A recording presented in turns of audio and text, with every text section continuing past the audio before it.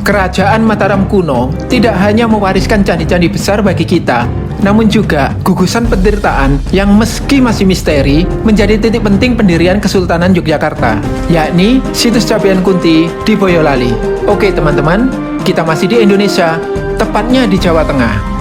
Dan situs yang kita kunjungi dibangun kira-kira bersamaan ketika bangsa Tiongkok menyatukan lembaran-lembaran kertas menjadi buku, sebuah terobosan yang akan mengubah wajah dunia untuk selamanya. Yuk, kita ke sana.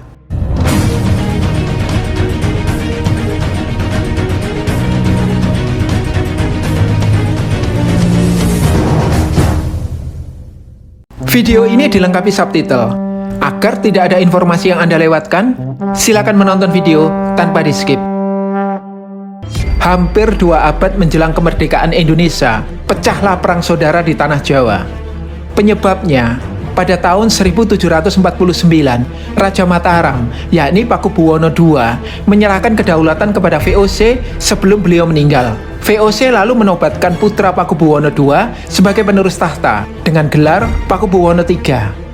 Padahal 3 hari sebelumnya, Pangeran Mangkubumi yang selama ini mengobarkan perlawanan terhadap VOC juga mengangkat diri sebagai penguasa selanjutnya.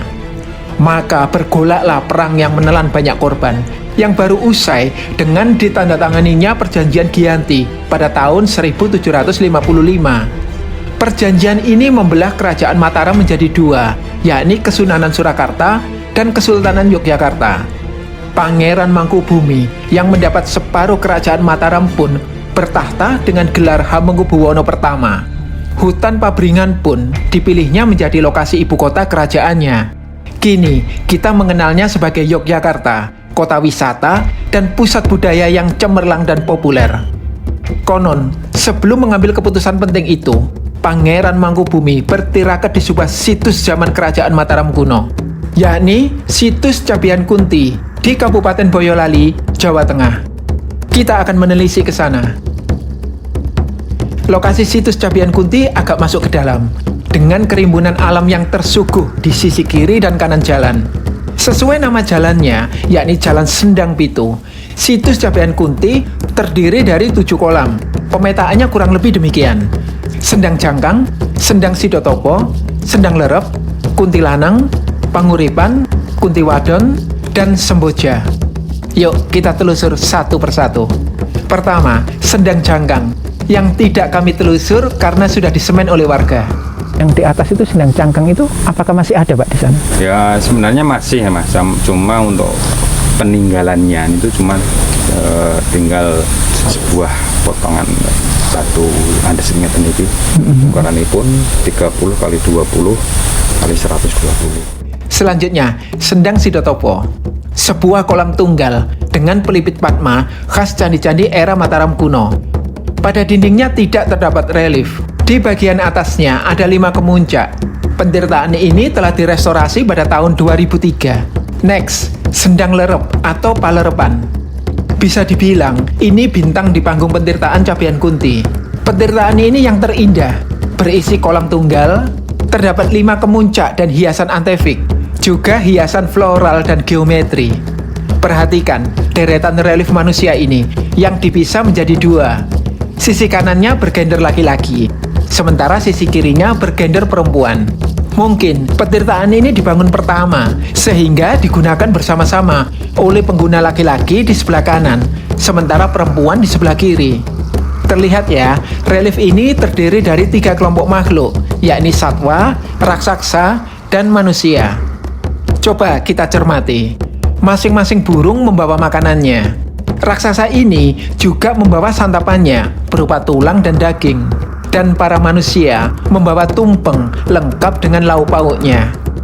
Semua makhluk itu seolah sedang memberi persembahan pada relung kosong di tengah yang kemungkinan dulu pernah berisi arca.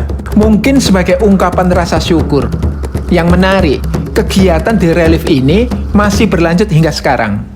warga pengguna air dari situs ini mengadakan syukuran ya, yang dinamakan syukuran Anggoro Kasih, yang dilaksanakan setiap 35 hari sekali, jatuhnya pas hari Selasa Kliwon. Kegiatan ini bagi kami itu apa ya istilahnya, peninggalan dari leluhur yang telah dahulu sebagai ungkapan rasa syukur kepada Sang Kholik. Yuk, kita menyeberang jalan ke sisi satunya dan turun menuju Sendang Panguripan. Tampilannya sederhana, hanya terdapat batu andesit yang mengeliling kolam. Namun yang tidak saya sangka, ada keajaiban menanti di sini. Fasilitas dari Dinas Kesehatan Jogja pH-nya hampir 8. Hampir 8, Pak. Iya. Terus ini keajaibannya, ketika penduduk mengalami kekeringan atau kekurangan air, mereka mengambilnya dari sini. Dan itu ajaibnya bisa mencukupi satu kelurahan. Oh iya? Ya hampir satu kelurahan. Sini airnya cuma segitu aja. Gitu. Ajaibnya makanya sesuai dengan namanya Sendang Panguripan untuk jadi pupuk. Next, sendang lanang atau laki-laki. Sendang ini pun sederhana, seperti kolam mata air biasa. Mungkin di tepi sendang dulunya terdapat bangunan batu andesit yang sisa-sisanya pun masih bisa kita temukan di lokasi.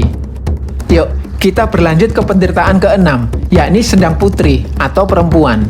Sendang ini baru direstorasi pada tahun 2020 lalu. Terlihat jelas ya, berupa kolam tunggal yang mata airnya masih memancar. Kenapa ini berlubang-lubang seperti ini? Dulunya itu mungkin dari penduduk di sini dimanfaatkan untuk artinya mencuci. Artinya mencucinya pakai lerak.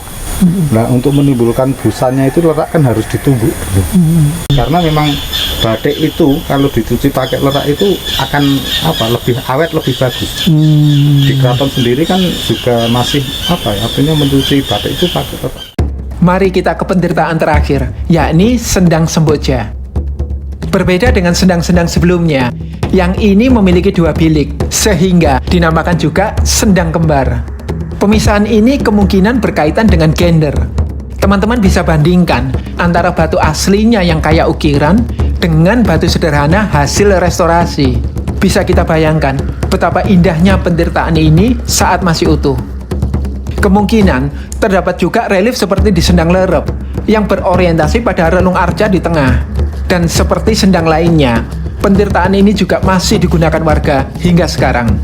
Terus ikuti ya teman-teman, jangan kemana-mana. Kita akan mengupas lebih jauh kaitan antara situs ini dengan perjuangan Pangeran Mangkubumi mendirikan Kesultanan Yogyakarta. Juga menyibak misteri lainnya yang menyelimuti penderitaan Capian Kunti.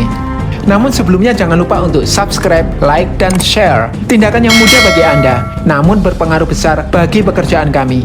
Mengembangkan kanal yang akan memperkaya perspektif Anda. Nah, di situs ini ada sebuah batu berpagar kayu yang mencuri perhatian saya. Dulunya, batu ini ditudungi 2 pohon besar, yang sekarang sudah tidak ada. Pagar keliling pun dibuat untuk membedakannya dengan batu lain, sekaligus melarang siapapun mendudukinya. Kalau yang di batu yang dibakar itu kan diberi nama dari Terah Mangkubumi itu batu Selo Kasuwargan. Ini dari tutur dari Poropini Sepuh bahwa batu tersebut pernah digunakan oleh Pangeran Mangkubumi untuk melakukan ritual atau pertapaan ketika akan membangun kerajaan Mataram yang berada di Jogja. Selain kepercayaan bahwa situs ini pernah menjadi tempat tirakat Pangeran Mangkubumi, masyarakat di sekitar penderitaan ini pun memiliki versi legendanya sendiri. Seorang pemuda sakti bernama Jaka Bandung hendak meminang seorang gadis bernama Kunti. Karena tidak ingin menikah, Kunti pun meminta dibuatkan 7 sendang dalam semalam. Jaka Bandung mengerahkan laskar jin untuk memenuhi itu. Namun Kunti tidak kalah cerdiknya. Ketika tengah malam tiba, Kunti mengajak para wanita membunyikan lesung, sehingga para jin tunggang langgang mengira pagi telah datang. Upaya Jaka Bandung memperistri Kunti pun gagal. Anda melihat kemiripan dengan mitos Roro Jonggrang di Candi Prambanan? Saya perlu menambahkan bahwa legenda Capian Kunti ini pun mirip dengan legenda wali yang hendak membangun masjid dalam semalam di situs Watu Ambal, yang telisinya bisa Anda cek pada tautan di atas. Meski jauh dari kebenaran, legenda Capian Kunti memberi kita beberapa gambaran. Pertama, gugusan pentirtaan ini penting bagi masyarakat sekitar. Kedua, bangunan pentirtaan sudah runtuh ketika masyarakat non-Hindu Buddha pertama melihatnya. Terlihat dari kisah gagalnya pekerjaan Jaka Bandung. Dan ketiga, gugusan pentirtaan ini mengagumkan sekaligus membingungkan bagi masyarakat pada saat itu, sehingga mereka mengira pembangunannya pun melibatkan kekuatan gaib. Namun sebenarnya, kita yang hidup di masa kini pun memiliki kebingungan yang sama terkait kapan, oleh siapa, dan untuk apa kompleks ini dibangun. Juga corak yang melatarinya. Yuk, kita coba gali satu persatu.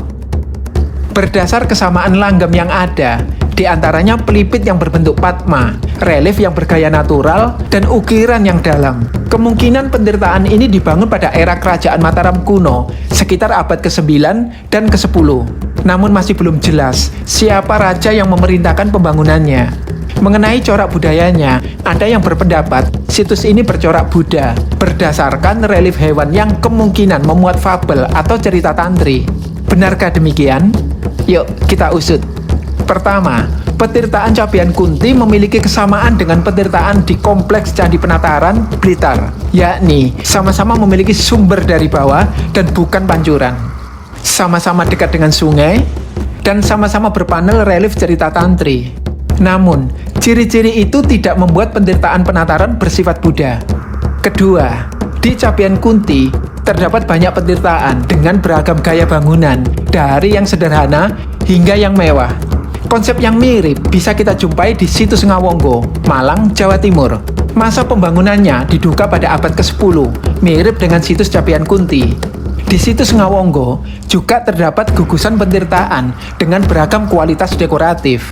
Untuk telisik situs Ngawonggo, silakan klik tautan di atas atau lihat link di deskripsi. Bisa jadi, beragamnya kualitas dekoratif pada tiap pentirtaan di gugusan-gugusan ini berkaitan dengan kasta. Nah, sistem kasta tidak ada dalam ajaran Buddha di Jawa kuno. Sehingga saya pun menduga situs ini bukan bercorak Buddha. Bagaimana dengan fungsi situs Cabian Kunti ini?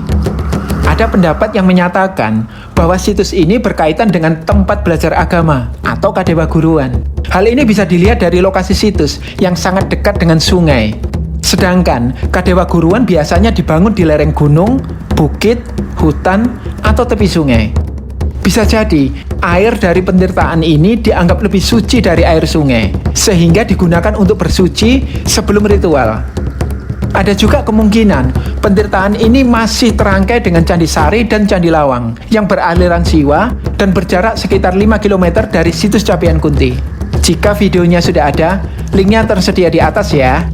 Nah, konsep serupa juga bisa kita temukan pada Candi Belahan di Pandaan, Jawa Timur, di mana pentirtaan ini adalah tempat bersuci sebelum para peziarah mendaki ke candi-candi di lereng Gunung Penanggungan. Mengenai Candi Belahan, pernah kami telisik pada tautan di atas, atau silakan cek di deskripsi. Namun, kita perlu mempertimbangkan bahwa pentirtaan tidak melulu dipakai untuk ritual, tetapi juga untuk mendistribusikan air kepada rakyat.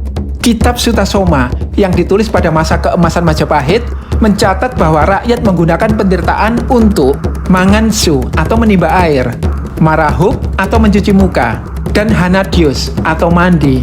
Bisa jadi situs Cabian Kunti pun berfungsi demikian. Terlepas dari analisis mana yang benar, kita bisa meyakini bahwa di masa silam, gugusan pentirtaan Cabian Kunti memenuhi kebutuhan jasmani maupun rohani Pitarah kita. Dan hingga sekarang pun, sumber-sumber air itu masih mengalirkan denyut kehidupan bagi masyarakat di sekitarnya. Warga pun membalasnya dengan merawat situs ini secara berkala dan memanjatkan syukur atas keberadaannya. Sebuah relasi saling menjaga yang indah dan telah melampaui timbunan waktu. Dan seperti Pangeran Mangkubumi yang menyerap kearifan masa silam untuk mengambil keputusan penting yang mempengaruhi masa depan kerajaannya. Semoga kita pun menjadikan sejarah Nusantara dengan segenap peninggalannya sebagai guru yang terbaik, baik di masa kini maupun di masa mendatang.